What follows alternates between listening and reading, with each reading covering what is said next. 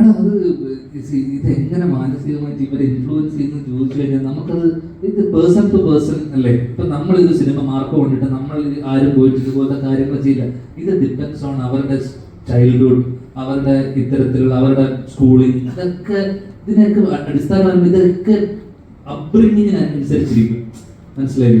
അവർക്കുണ്ടായിട്ടുള്ള ട്രോമകൾ അവരുടെ അനുസരിച്ചിരിക്കും. ഇതൊക്കെ സിനിമക്ക് ഒരു പരിധി കൂടുതലൊന്നും ഇൻഫ്ലുവൻസ് ചെയ്യാൻ പറ്റുന്ന എനിക്ക് തോന്നുന്നില്ല. ഇൻഫ്ലുവൻസ് ഉണ്ട്, ഇല്ല എന്നല്ല, പക്ഷെ അൾട്ടിമേറ്റ്ലി ആ വളർന്നു വരുന്ന ആ ചെറുപ്പക്കാരന്റെ അപ്ബ്രിങ്ങിങ്ങും കുട്ടിക്കാലം അല്ലെങ്കിൽ അയാളുടെ അഡോളസെന്റിൽ അയാൾ കാണുന്ന ചുറ്റുമുള്ള ആൾക്കാർ, അപ്പൊ എല്ലാ സാധനവും ഇൻഫ്ലുവൻസ് ചെയ്യും.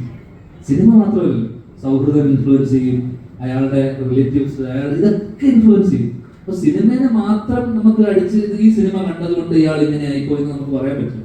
ചുറ്റുപാട് നടക്കുന്ന പല കാര്യങ്ങളും ഇൻഫ്ലുവൻസ് ചെയ്യും. സിനിമയും ചിലപ്പോൾ ഇത്തരം വയലന്റ് ആയിട്ടുള്ള സിനിമകൾ വരുന്ന സമയത്ത് അതും ഇൻഫ്ലുവൻസ് ചെയ്യാൻ സാധ്യതകളുണ്ട്.